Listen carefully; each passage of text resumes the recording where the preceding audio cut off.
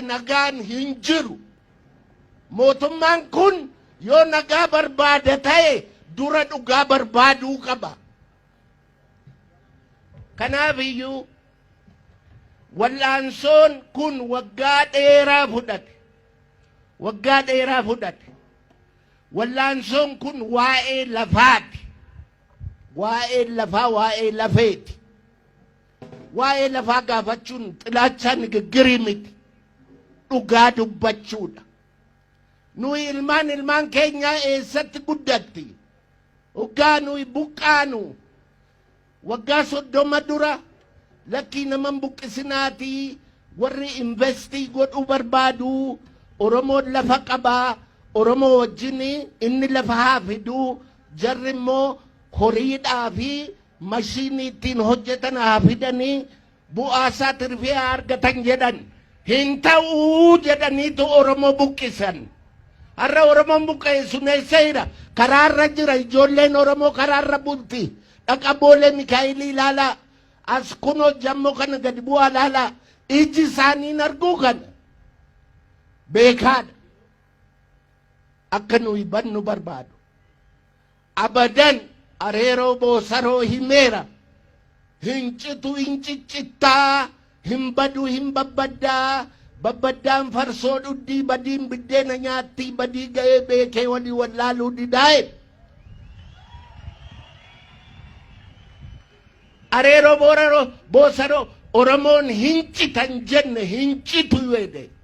Oromoon hin badan jenne hin badu weede. Oromoon hin citu hin badu ofumaatu dhamaatanii aannan dhadhaaba'uu hin qabne raasaa jirtanii jedhaatti maa.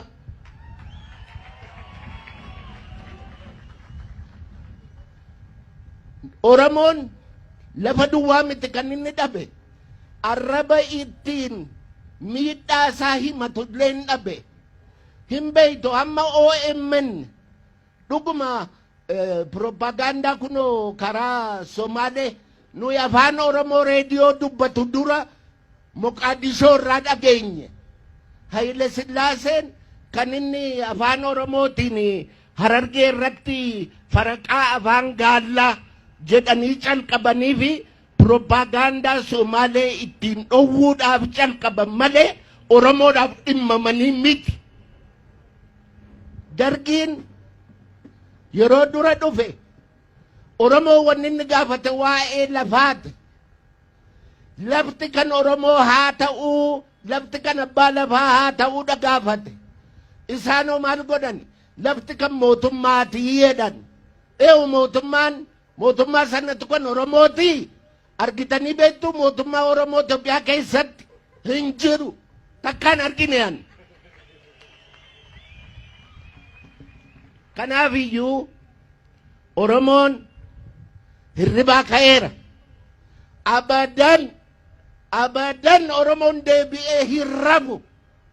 Hamma bilisummaan milkooftutti Oromoon deebi'ee hin rafu. Kana warri nu jaallatanis warri nu jibbanis quba qabaachuu qabu. Wal'aansoon nuyi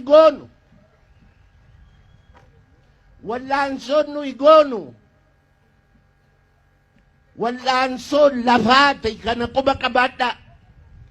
Uummata Oromoo ijaaruudhaaf qilleensa keessatti ijaarraa yoo lafi hin jiru ta'e.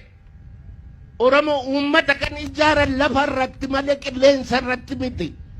Lafa hundumaa fudhatanii fixanii lakkii isin naqaa qilleensa irratti ijaaramaa yoo nuun jedhan hin ta'u. Qilleensa irratti nama ijaaramellee arginee hin beeknu. Kana quba qabaachuu qabdu.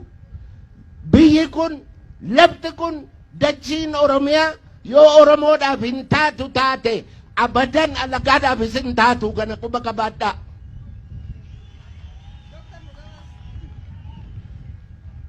Amma dubbii isinitti dheeressuuf hin dhumne. Afaan ittiin himannu dhabne. Afaan ittiin himannu kun kan Haile Sillaaseen propagaandaa Somaaleetii ittiin loluudhaaf dhaabe faraqaa afaan gaallaarraa kaatee akkuma amma namichi kun isinitti himu warri dargiisi afaanuma Oromoo kana hamma tokkotti fufanii har'a yoo argitan reediyoo duwwaan FM reediyooni 50 caala kan biyya kana keessa jiru. OBN immoo afaan biraa yoo haasa'utti ka'eera. Isa kan Oromoo yoo haasa'e hin fixin. Kanaafi wanni har'a dhaabbate kun wannuma dhugaa, wannuma Rabbi jaallatu, namni jaallatu kan gootan. Lafti isin argattan kun waan guddaa isinitti hin fakkaatin. Dacheen Oromiyaa bal'oodha. Televizyiniinis, reediyoonis, miidiyaa wanni jedhamu kun 500 yoo dhaabbate yoo Oromiyaa waliin ga'uu hin danda'u. Isin warri yaaddanii dhiphattanii waan kana gootan ilmaan keessanii Oromoo bilaa galata qabdi.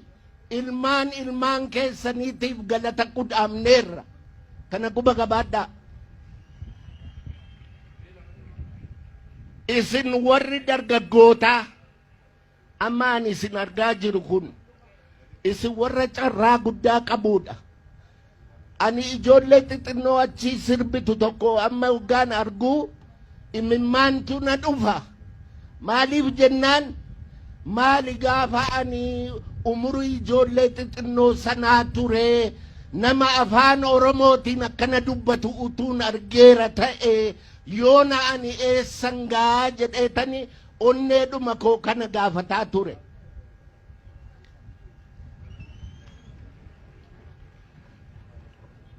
Waa tokkitti isinitti himeen dubbii kiyya xumura.